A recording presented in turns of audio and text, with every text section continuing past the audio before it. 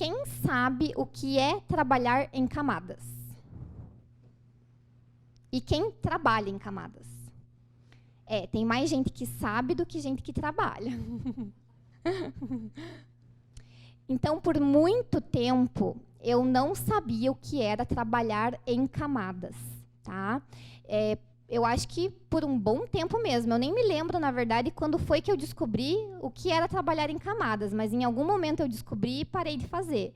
Aliás, comecei a fazer, né? Comecei a trabalhar em camadas. Então, antes de trabalhar em camadas, o meu resultado era esse. A minha cliente, ela gostava. Ela se olhava no espelho e falava, uau, tá lindo, tá maravilhoso. Por quê? Cliente quer cílio, só isso que elas querem. Elas não entendem que tem um fiozinho fora do lugar. Mas eu olhava e falava, cara, tem alguma coisa que não tá certo aí. Mas eu fiz tudo certinho, fiz a transição corretamente, não pulei numeração, não é possível. Como que eu não consigo o resultado que eu vejo no Instagram? E aí foi que, em algum momento, eu descobri que era justamente o trabalhar em camadas. Então, isso era o que eu fazia. Então, por exemplo, aqui eu dei um exemplo de uma cliente com 3 camadas. Eu colocava 12 na primeira camada, 12 na camada do meio e 12 na última camada. Quando eu olhar de frente, o que vai acontecer? Degrau. Um fio vai estar maior do que o outro. E aí eu descobri que uma camada da outra tem uma diferença de aproximadamente 1 milímetro. Aproximadamente. Então, primeira camada... Quando eu falo primeira camada, é aqui, tá, gente? Não é aqui. A primeira de baixo. De baixo para cima. Então, primeira camada, 12. Segunda camada, 11. E terceira camada, 10. E aí, os números vão ficar iguais. Quando você olhar de frente, o 10 vai ficar dentro do 11 e o 11 vai ficar dentro do 12.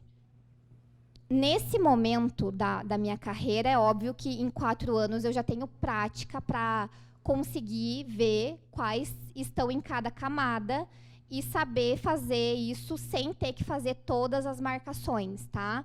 Mas aqui eu quis colocar para vocês, para quem está começando, e é um pouco confuso, tá? Eu sei porque a Carol trabalha lá no estúdio comigo e ela sempre fala, Eve, eu ainda me confundo um pouco com as camadas. Então, também dá para você fazer essas numerações.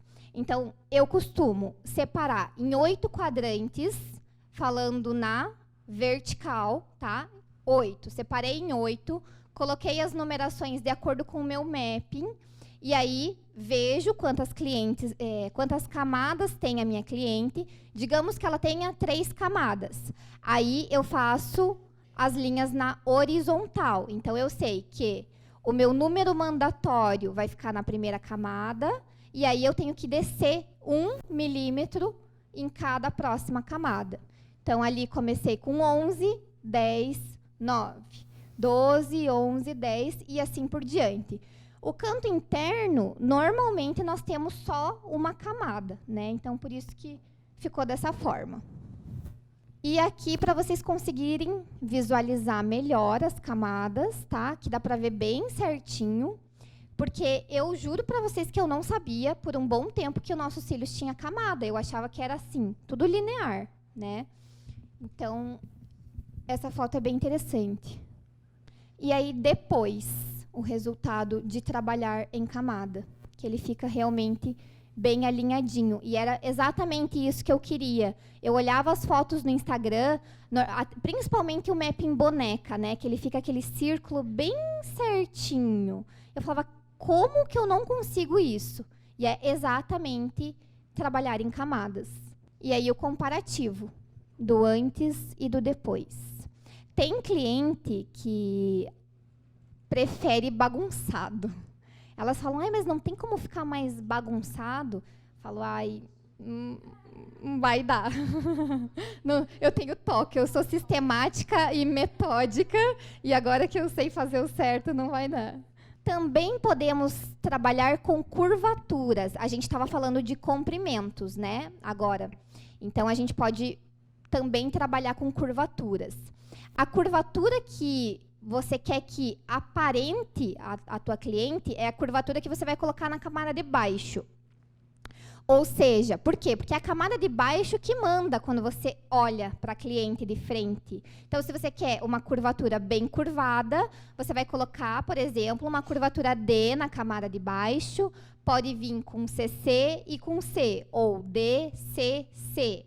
Isso também dá uma sensação de volume para quem ainda não faz as técnicas de volume, só faz a técnica clássica, mas precisa deixar o trabalho um pouco mais bonito.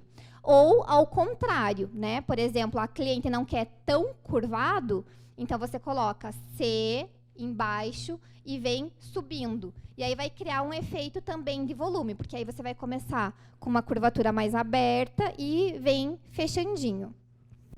Só que tem que lembrar que uma curvatura bem fechada, o comprimento de uma curvatura bem fechada é diferente do comprimento de uma curvatura mais aberta. Então, por exemplo, o 12 no C é diferente do 12 do D. Por quê? Porque o D é mais fechado.